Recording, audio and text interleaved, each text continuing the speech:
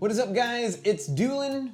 And Doolin. And today we have one of our top 2021 games of all time lists. This one being from Emily. She's played quite a few games. You have some really good picks. Thanks. I'm actually really excited to discuss some of these. Okay. But not get too excited because I don't want to give away what mine will be. Okay. But anyway, go ahead, Emily, take over. Okay. What have you played this year? What do you want to talk about? Okay, so I have two honorable mentions. Okay.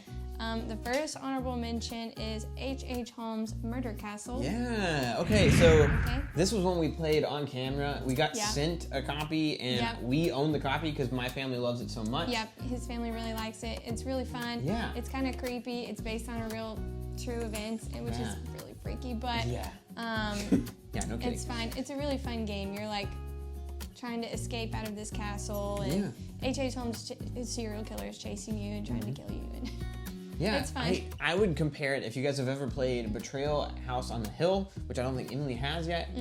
But the way you move around the castle is very similar, but it's completely competitive. There's no cooperative nature to it at all. Yeah. No semi-co-op. It's just completely competitive. First one to collect all their clues and escape without him chasing you down and stealing a couple of the clues back wins the game. And so it's fast.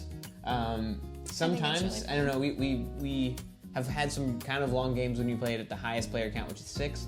But I would say this is an excellent honorable mention. Thanks. But yeah. Okay, another honorable mention that I have is called Riverside. It's an honorable mention because I don't think it's available in the United States yet. It is available in Europe. I've actually ordered us a copy from Europe. It's on the way right now. Still it's isn't probably here on yet. a boat. I don't know. But I got to play this at PAX Unplugged, and I got to play with Jeff and Jamie from Foster the Meeple. Check them out. And I got to play with Tyler from Kovray Studios. Yeah. And they're awesome. They're wonderful human beings. You should check them out too, Kovray. What is this game? Because I've actually never played it. It's a roll and write. You're rolling dice and you're trying to figure out which resources you want to use from the dice. And basically you're trying to get like resources like polar bears and things. It's like a wintry themed game. You're on a boat. You're trying to make it around to the end. It's fun. I don't know when it's going to come out in the United States. Yeah, I mean, if it's available in Europe, you can maybe find some, but like, well, maybe we'll do some coverage on this. So potentially a 2021 release, we're not really sure. And then also, there was another one, do you want to talk about it, that's coming out like this month that you've played that I haven't? Yeah. You want to mention it? Yeah. Because she tried to sneak it in our list, but I was like, it's not really a 2021 release. It's a 2022 release, but it's by Jerry Hawthorne. It's called Familiar Tales. Yeah, which you've got to play. I did. I got to demo it at PAX. It is a 2021 game for Emily, but with Jerry Hawthorne. Yeah. And it was really awesome. And it comes with a beautiful app. It's got really amazing storytelling. And he's got like voice actors on there reading the different characters. It's so cool. You get to play like little tiny animals and they're trying to help this princess. And it's a campaign game, lots of storytelling involved. It's kind of like Disney movie, but focusing on the little sidekick animals. Okay, yeah. But they're trying, like, there's different stages. Ooh. Like, she grows older and she can eventually have abilities too to help you. And I'm really excited. It's so fun. I want to play it so bad. It was fun. I want to play it so bad. We have pre-ordered it. Yeah. So it'll get here eventually. It'll get here. Okay, jumping into the list at number 5. Number 5. What is your number 5 favorite game that was released in 2021, Emily? Savannah Park. Savannah Park. This is a game. Did you know, we haven't played with him yet, there is a lion mechanic that you can, and there are little lion meeples that you use. But anyway, this is by Michael Kiesling. Same creator of Azul, which I also love. And a lot of other very famous games, but we know him in this household as the creator of one of our favorite games. But I can tell just by the way the game plays out that the guy who made Azul is involved. Yeah. It's not exactly the same thing at all, but you are trying to build patterns and like figure out what you need to move and when. And it's crunchy. It is very crunchy to me. Essentially everybody has their own player board, and there's a whole bunch of animals and groupings of animals and watering holes. And by the end of the game, you want all your animals to be in herds to score you the most points. And it kind of reminds me of King Domino in that aspect where, you know how you have crowns and you have areas, and the more crowns you have in the area, it multiplies the points. Well, in this one, it's watering holes. And so you want all your animals connected to watering holes. They multiply in the end to score you the most points. It is fun. I would need more practice with it. Emily's right. It's very crunchy. It's difficult in the sense that people will name things that you just can't move right now. Yeah. Like you can't figure out where to put them. Yeah. When your opponent picks up one to place, you have to pick that one up and place it too. And it's like, but I don't need to pick up. I don't need to move that one yet. So it's fun. Yeah. But it's neat. really cute. The arc's cute as well. Okay. Great pick. Thank you. Number 4. Die of the Dead. I think, didn't we already do a video on this? You and I did. We discussed this game. We didn't play it. I love this. Like, the art is pretty. Like, even the little coffins and stuff that you use. Yeah. And the little temple that goes up and the little pieces, they're so cool to me. Like, really unique, really interesting game. The staircase thing, it was difficult to put together at first, but I really think, I don't know, it's one of my favorites. Well, I don't want to spoil that, but it's really good. I think they had like cultural experts like working on this with them to make sure that they got it right and it's not in a corny or cheesy or disrespectful way. Yeah, my Spanish teacher heart loves it. Yeah, but at its core, there's a game with solid mechanics. It's solid. With a very unique way of rolling the dice and then having to memorize and remember where you put your dice in what coffin as they move across the board. It's unique and it's very fun. So that's number 4, and I think it's very deserving of it. Thank you. Okay, number 3. Number 3. This is one that I got at PAX for you for Christmas. Yes. Because you wanted it, but I like it too. It's so good. And I got to play with someone from our Discord. His name is Bryce. Actually, I didn't just cut that out. No, I didn't play with him. Okay. I got to talk about it with someone from our Discord at PAX. His name is Bryce. Shout out to Bryce. He encouraged me to get it, and you got it, and you love it. Yeah. But we love it. It's called Picture Perfect. We have the 5 to 6 player expansion as well. Hopefully you're gonna get to play with your family soon. Hopefully. I think that they'll really enjoy it. You're trying to arrange your people. They all have ways that they want to be arranged.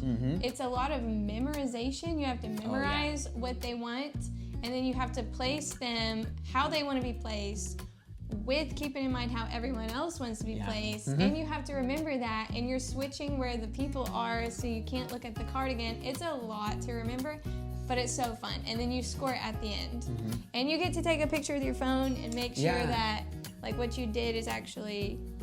Yeah, well, that's like an extra mechanic to the game, because there's sometimes where some people are like, I don't want certain person's face to be in the picture. Yeah. I don't want my face to be in the picture. So you have to make sure they're not in the picture. It's difficult sometimes. It's so fun. People are like, I wonder if this is going to be like kind of gimmicky, a game that you only play a few times and then put away. I see myself wanting to play this often. I think it's that good. When I was a kid, I loved playing Clue. This a little bit reminds me of Clue. I was about to say that. But on like steroids. Yeah, so like imagine, in Clue, there's like the little envelope where there's 3 things, right, that you got to figure out. Well, instead of that, everyone on the board has an envelope. And they all have information that you want to see, and it's all going to help you win. But even with that, some of it's conflicting. Right. So like... there's no way to get all of it. Yeah, and so like by the end of the game, while you think that it's just this lighthearted game, it can be a little crunchy. It's a little bit crunchy. Like by the end of the game, like you're like, wait, where did he say he wanted to go? Why did this person why did I put them there? And then by the end, you've maneuvered them all so many times that you forgot certain ones that people, because you're passing the envelopes around so often that you can't double check, and then in the end you ended up scoring nothing when you thought you were scoring like all 3. Right. But yeah, it's such a good game. Very good pick. Thanks. It's number 3 on your list? We got 2 more. 2 more. Yeah. 2 more on the list. So number 2 is one that was at PAX, but I didn't get to try it out. Jamie and Danielle got to play it at PAX, but I didn't. But we played it later with Max and Danielle, and I absolutely loved it, and I fell in love with it, and I bought it for myself. And it is Buried Treasure. Buried Treasure. The name is a pun. It's buried as in berries. B-E-R-R-Y. Buried Treasure. And just the concept of this game, the theme of this game, it gets me so hyped. I love it so much. It's freaking adorable. Yeah. You have raccoons and little guys, like possums, and raccoons and stuff who have come to a bakery. They've smashed all the pies, and they're trying to get as many pies as they can. Yeah. And you don't want to be left with the crumbs. Even like the scoring is like whole pies for 10 points, little crumbs for 1 point. It's adorable. It stays true to the theme. Yeah. The cards have like grabby paws on them. I think that's so cute. So you can like steal the other players' cards. Drafting game? Yeah, but it's very take that like. Oh, more so than any drafting game I've played. Yes. And there's 4 types of pie, or like, pie that you're trying to go for, whether it's like lemon tart, raspberry tart, chocolate mocha, blueberry. But you're going for these different colors, and that's how you score points. And it's super fun. Yeah, I love it. I think it's adorable. I love the theme. It's cute. To me, it might be best at 2. It's fun at 2. There's a 2-player variant. Yeah, and I think that is the way I prefer to play it. We play it at 2 a lot. Max and Danielle prefer it at more higher count. Number 1. Are you ready? I am. I'm excited to talk about this. Okay. Joy to the world. Wrong season. It's The Initiative. The Initiative. Yes. By, I forget who. Can you grab it? This game is by Unexpected Games. Yep. And it's a game for 1 to 4 players. Yep. We played it primarily at 2. We played at least 20 rounds of it. Emily, talk about your favorite game of 2021. This is my favorite game of 2021. This game has made me feel things that I've never felt before.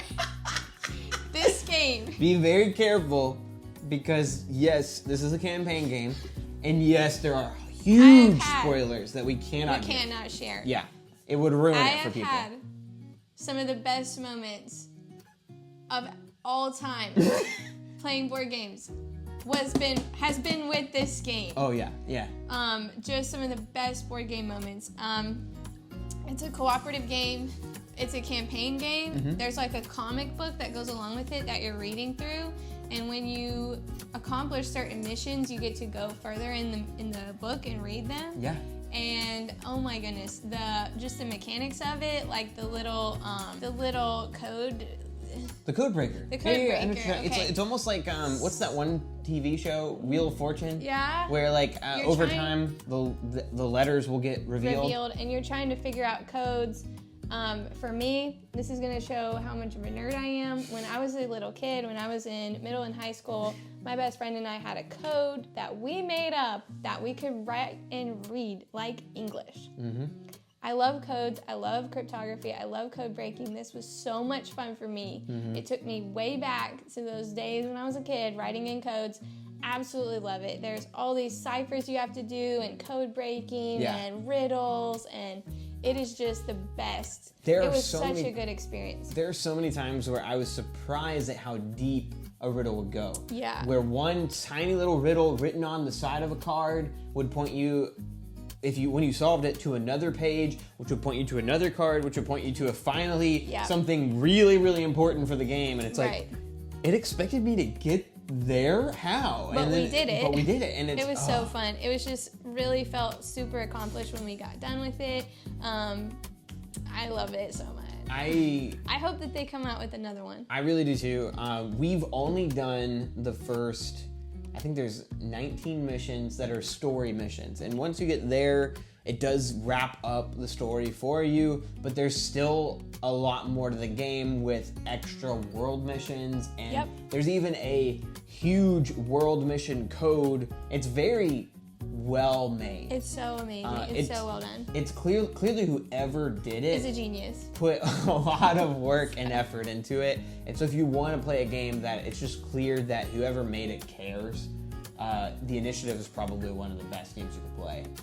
So fun. Would you say, just question, based off of both videos, to wrap up, where would The Initiative fall on your games list of all time? Do you think it would be in the top 5? Yeah. Top 5? Yeah, it's probably still number 1. Really? Number 1? Probably. I wouldn't be surprised at that. It probably is. Seeing Emily gush over this game and fall in love with it. I remember we sat down to play it, and you were like, Yeah, I'm willing to try this. This game made me fall in love with board games. Yeah, hard. Man. But yeah, no, I'm glad. I'm really glad that we played this together. It was a recommendation from us by Jeff and Jamie. Yeah. Foster the Meeple. Which I actually already owned it before they recommended it to you. But I didn't know. She didn't know that. And she came to me, she was like, we gotta get this game. It's called The Initiative. And I have it. I was like, I already owned it. Oh. I already actually played Well, we need to one play of the it. missions by myself, solo, and I didn't really like it solo. And then I'm so glad that we went back to it because playing the two of us was just a blast. Highly recommend if you want an amazing game. The Initiative. And again, I don't recommend this at all, playing solo. I think that the game is way too easy. It's more fun with more people. I think that the mechanics of at least playing and moving around the board is way more fun with other people. And it's very, very challenging with even just two. And I liked it a lot. But yeah, great list, Emily. Thank you. I'm really excited to see what makes your list next year. I already think that we're playing some games that are going to come in based off of your picks. I think that we really need to try Vivid Memories, which is by the people who made Sagrada, which was in your other list. And then also, obviously, Familiar Tales. Familiar Tales will probably be towards the top of both of our lists. But if you guys liked Emily's picks, let us know in the comments which one you liked best. And on top of that, we'd love to know your favorite games from 2021 that were released that year. I think it was a very good year for board games in general. It was a great year for us in terms of board gaming, and I'm really looking forward to giving you guys my list soon. So if you wanted to discuss any of these picks with Emily, maybe even trash some of them because you're just like, these are the worst games ever, go to our Discord. That is the best way to contact either of us. And then message us directly. Yeah, we would love to talk to you. We love discussing games with people in there, and it's already a really good little community. So if you like board games and you want to talk to people, come and join us. Yeah. But anyway, we'll see you guys next time. Emily, thank you so much for both of these videos that you did. I'm looking forward to doing even more with you this year, especially now that we have these cool lights and our awesome mics. But anyway, thank you guys again for watching. We'll see you guys next time. Bye.